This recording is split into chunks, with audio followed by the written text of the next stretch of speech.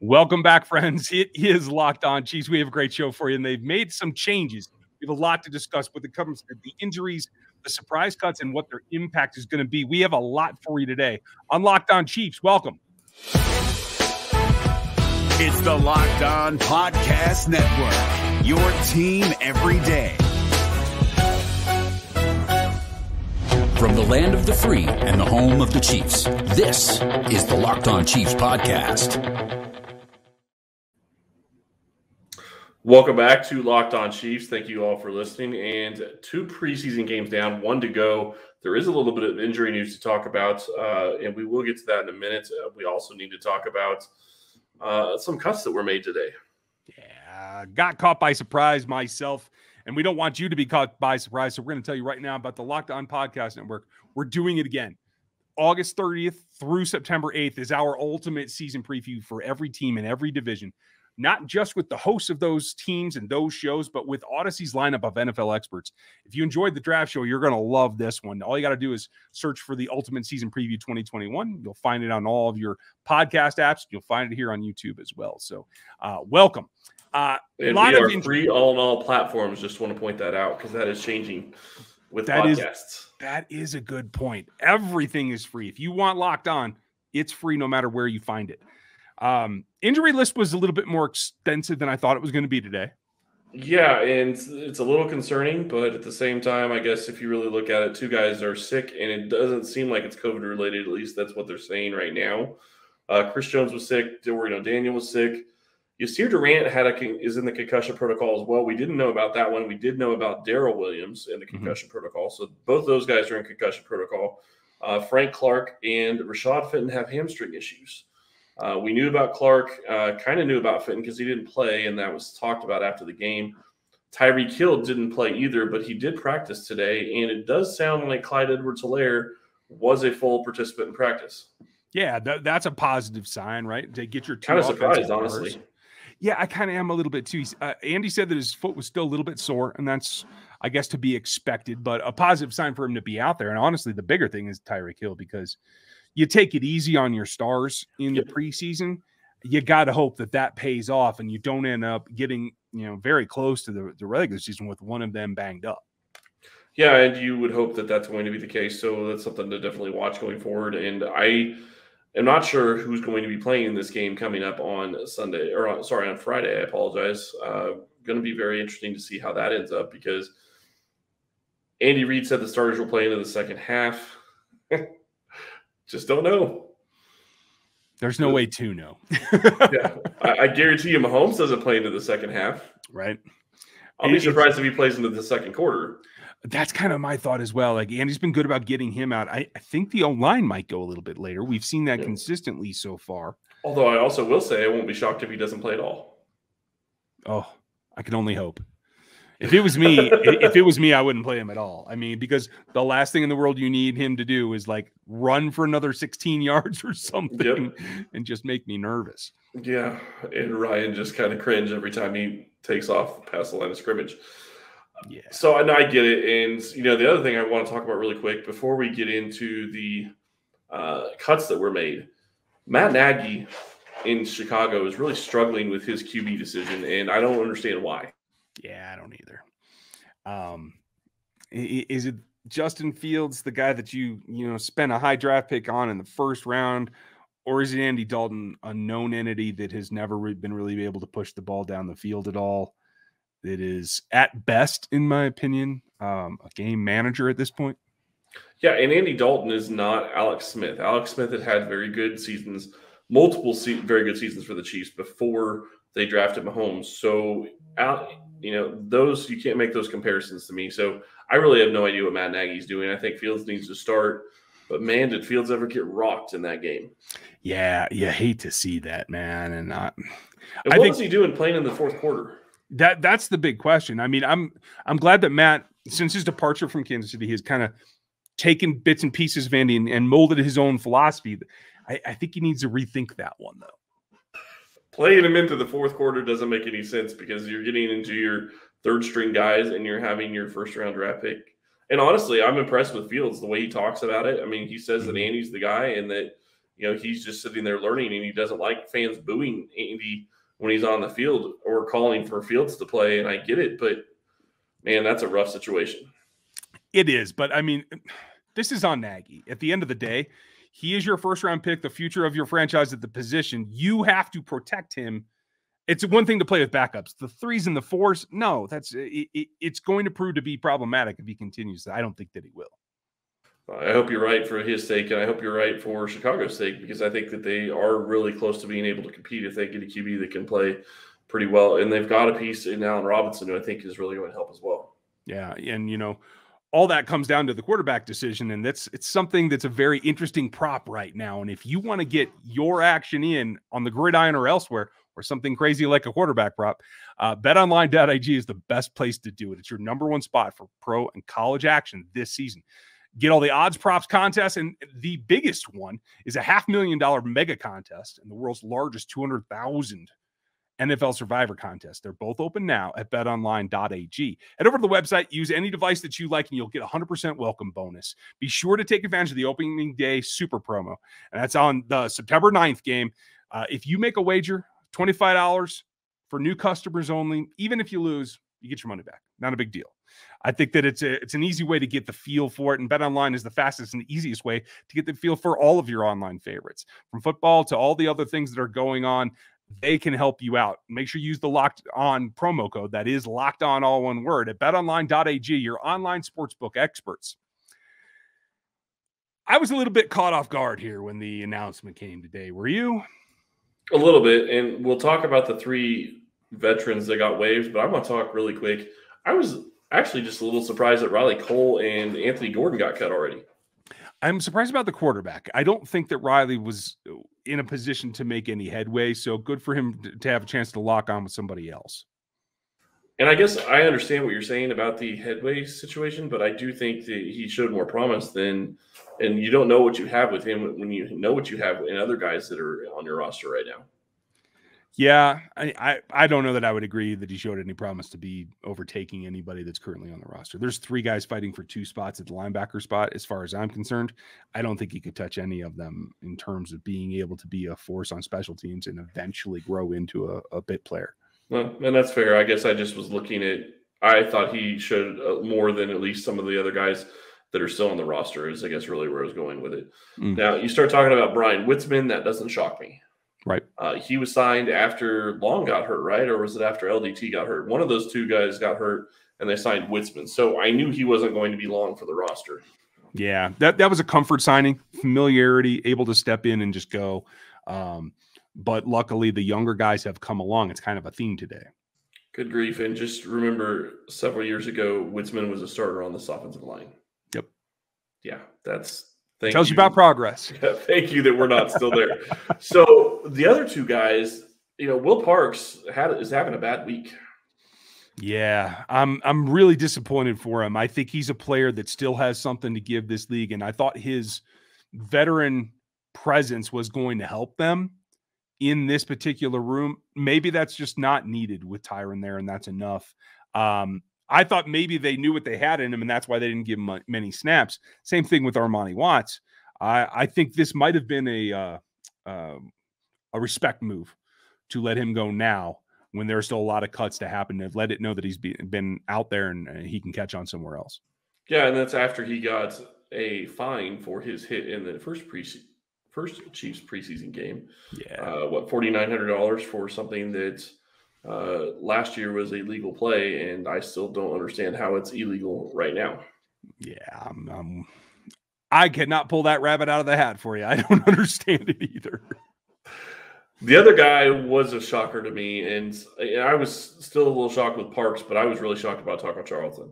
Yeah. I do think that means that they think that his ankle is not going to be okay, and that they don't think he's going to be healthy enough to help them early in the season, which becomes a big issue with Frank Clark on the mend. It is, and I think that says a number of things. We'll probably talk about the longer-term ramifications after we get back in a couple of minutes, but like for right now, the ankle is a serious thing, and I know that it's been even when I was out there last week, he didn't look like he was moving normally. Clearly, he hasn't been as productive as some of the younger guys. Tim Ward in particular. He's been running with him as a pair.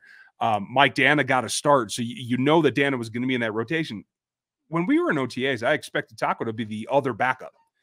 Clearly, the addition of Alex Okafor, I think, is what made it possible for them to say, if he can't produce, we can let him go, because Okafor is a guy that can do spot duty and can produce when needed. Yeah, but you're asking a lot from Okafor to stay healthy, and you still have the rookies in Dana and Kendo. So are you going to keep both those guys and Okafor and Chris Jones and Frank Clark? I mean, where are you going to go? Yeah, I'm going to keep all of them. Kendo is the only one that I think is iffy. I think Dana and Okafor are going to be the primary backups at this point. And maybe you keep Kendo if you think that he can get there in a be productive for a few relief snaps in a few weeks. He looks like he needs more time than that to me. But then the question becomes, I don't think he's put anything on film yet that makes Kendo somebody that I think will get lifted if he were to be released before they could get him back on the practice squad. But they may be concerned about that. I think they should be concerned about that. D end is one of the top premium positions in the NFL. I mean, we argue about Jody Fortson or wide receivers, and there's plenty of talk to have about those guys. But D end is a premium position. Tight end and wide receiver aren't. So anybody that can rush the passer, somebody is going to generally go take a chance. And I think Kendo is probably going to be drafted by somebody else. I don't think he was going to go undrafted. So I would not be shocked if he gets claimed if they do cut him. Yeah, it's definitely a possibility. There are a lot of teams out there. Which I wonder if that means that the Chiefs are going to possibly have 2 draft picks that aren't going to make the team from this draft. Yeah, it's definitely leaning that way. I can't guarantee it. It comes down to, so you have Dana and Okafor as your backups. Like you said, tough for Alex to stay healthy. Can't have that expectation that he can play 17 games. There's no way. Well, and what about Ward? You figuring Ward's going to be cut? No, I'm figuring if they keep Ward, then maybe they try to get Kano on the practice squad, right? Yeah, that it comes down to the two of them, in my opinion, and I don't know that 6 is exactly what they're trying to do. Now, the other side of that is there's only 4 defensive tackles, so you're not keeping 5. There aren't 5 defensive tackles, and again, I'm counting Chris Jones as an end. There are not 45 defensive tackles that are going to make this roster, and they shouldn't. There are 4 guys. So that could let you keep 6 and still stay at the magic number of 10 for the defensive front. But that seems a little thin to me. Yeah, no, I can't disagree with you. And then, like I said, the bigger question to me that we still haven't discussed is, what do you do about the Powell? Yeah, that's going to remain to be seen. He's got 4 quarters to make an impression. And I haven't seen it happen yet. Now, maybe the Gordon wave helps that. If the Chiefs feel that Bichelle is playing better, which I don't necessarily agree with, but that's fine. If they feel that he's the best option, maybe that helps Powell get a leg up.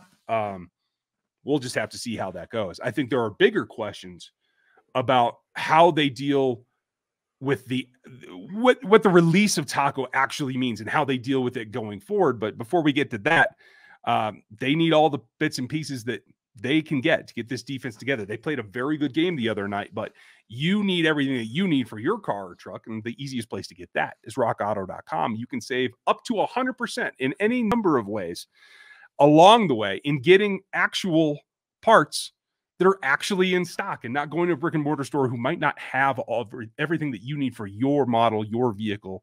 You can save time, and that's honestly the biggest savings, I think. They're a family business. They've been in business for 20 years. You can trust everything that they have is going to be in that cart when you go to check out. So do that.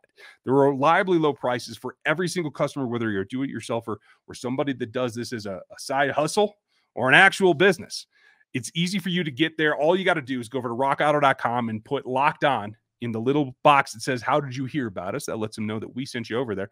And it is what you want to do to make your life easier to get parts for your car or truck. Reliably low prices, amazing selection, and all the parts you're ever going to need. Check out rockauto.com.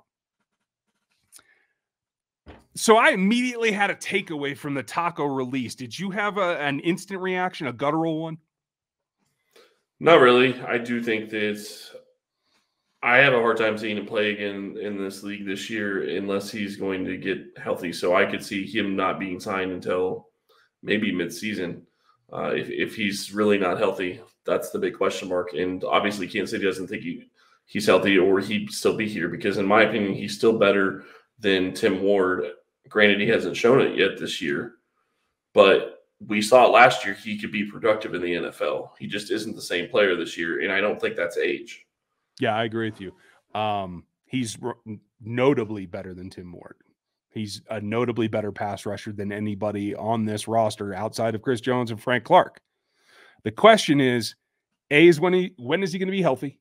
And B, does he have the right attitude to get there? I can't say that I've seen any kind of optimism, or I didn't see hustle out there when I was watching drills, even the basic things, the things that help you get better. I didn't see it. And I don't know if that's what it comes down to, but Andy he wasn't very, I would say, definitive about him continuing. He said he hopes that he hooks on with someone else. That is a bit wishy-washy for a guy that I think really has the talent to play in this league. The question is the drive there? Yeah, he's got to have the want. And honestly, you saw more practice than I obviously have. So if you saw that doesn't shock me near as much. I do think that when you look at what this is going to mean for this roster, to me, Kansas City still needs a pass rusher. I don't feel comfortable with what they have. I wish that they could go out and find somebody. But obviously, like I said, this is a premium position. You're not going to be able to find somebody this time of year unless you're going to give up premium picks. There is going to be a veteran let go somewhere, I'm pretty sure. Whether they can actually produce or not, that's the key. Can they produce? Can they help? But there's going to be somebody I think they might take a look at, because my guttural reaction was twofold. By letting go of Taco early, not the final cut down, you've reached your conclusion in your evaluation that you don't need to see the third preseason game. That stood out to me in a negative way, because that tells you that you haven't seen enough to even get him there. Yep. But it also says that, A, you're comfortable that this hamstring thing with Frank is not serious. And for a guy that's had a number of things going on physically over the last couple seasons, I feel like that's significant. And the other thing is the off-the-field stuff that I think a suspension is likely coming. They're comfortable that it's not going to come until after this season, until after various court dates or whatever else, that they're going to have Frank Clark available for this season and not have to worry about it until 2022. I guess you and I are going to be on different sides of the fence on that one. I actually don't think that's what it means, because when I look at it as saying that they can't afford to keep two injured guys on the roster. And that's the way I look at it. I understand what you're saying, and I get it. But to me, it says, I don't know that it says anything really about Frank Clark, but there's no way that they feel like they can keep Taco Charlton on the roster based on what he can provide, considering he wasn't healthy most of last year. Okay. Yeah. That is the other side of the coin. Especially when you start talking about Alex has injuries. Now Frank has injuries. Even if this hamstring for Frank is not severe and not anything to worry about long-term, they have a tendency of reoccurring, and he's had the other things. He's had the shoulder. He's had the viral bug. I still don't know if his gut's right. Like, there are a number of things going on. And so you have to make sure that you double down and you have effective backups. I just can't see jettisoning one, even if he's not living up or not going to live up to your expectations in the first half of the season. It feels like a risk that they wouldn't take unless they felt pretty comfortable. And I get that. I guess I'm looking at it and saying that I don't think that they think he could be ready in the first couple of weeks of the season. And the question is who can help you? Yeah. And honestly, the risk that they take about keeping him is if they keep him, then they have to cut some young guy and they risk losing that young guy. Is it worth it? Maybe. Or is it possible that they're looking at Charlton and saying, okay, well, maybe he'll be available, week 6, week 7, maybe we put him on IR, but we have to keep him on the roster for final cut down and do that. And you risk other players. And that's a very good point. Because I don't know there's going to be a lot of interest right away. There is a significant possibility here. If the rules remain that you can put guys with accrued season onto the practice squad, he might not get signed until after cuts. He might be available when you have to put LDT on the initial roster and then cut him, and then you can bring somebody back. He could be a candidate for that. He could be a candidate for the practice squad too. I can't imagine he's back in Kansas City. Personally, I think that he has taken his lesson down in Kansas City based on what Reed said. Yeah. I can't see him back here. The interesting thing, you start looking at what that means for other numbers on the roster, and we've talked about, you talked about DTs, we talked about D end a little bit. I'm guessing they probably only keep 5 linebackers. So if they're going 5 linebackers, then you're sitting at 5 corners or 4 corners and 5 corners and 5 safeties, or 5 corners and 4 safeties. You're going to be sitting there at that position of, 10 in the DB group, probably 9 or 10 in the DB group, 5 in the linebacker group. Maybe you keep 6, although I have a hard time seeing that they are going to keep 6. Yep. So, you're going to have a lot of questions that you're going to have to get answered. And honestly, the bigger questions, are on offense. And those questions become because you're sitting here in a situation, and I know football is a fantasy football, but when you have the number 1 fantasy football quarterback, you have the number 2 wide receiver, you have the number 1 tight end, your running back's number 11, you're already loaded on offense. Mm-hmm. So you have a lot of top-end talent. The problem is who you got below it. Yeah. Tight end, I think they have talent. Running back, I think they have okay talent. Wide receiver, I don't know. I mean, you have guys. Byron Pringle is going to probably be a starter, I would guess. At least that's the way it looked. Mm-hmm. And I like Byron Pringle, but he hasn't started yet in his career. And McCole Hardman, I mean, he has explosion and he can do great things for you. Can he do it as the number 2 wide receiver? I don't know. No, we're going to find out, though. Right? But you don't have that other guy. And Powell hasn't done what you would want him to do to be able to expect that he can do anything this season. Right. At least this point. So I have a feeling that he is likely going to go to the practice squad as well. That's kind of how I feel. And Chris's video will be back eventually, but for day, I think we'll sign off because we're running out of time anyway. The Powell thing will make itself known, I think, in the final preseason game. We'll let you know what we think of that. Matt's going to be back with us here day after tomorrow, and we'll have more for you coming up as well. So thank you for taking the time. Make sure you like and sub over on the YouTube channel. And go ahead. If you're an Apple user, go ahead and go over to Spotify. Just get signed up there. And there, Chris is back. He's a Spotify guy. It's all right. Podcast addict, but thank you. Yeah, okay, close enough. Because you never quite know what's going to happen with Apple. It's been pretty rocky lately. So if you want a backup or you want to make sure that you don't miss any episodes, go subscribe on another platform as well. And there's Amazon and Audible and the Odyssey app itself, our partners, all kinds of stuff. Make sure you check out Locked On Bets as well. We thank you for listening to us today. We'll be back with you tomorrow, and we'll talk to you then.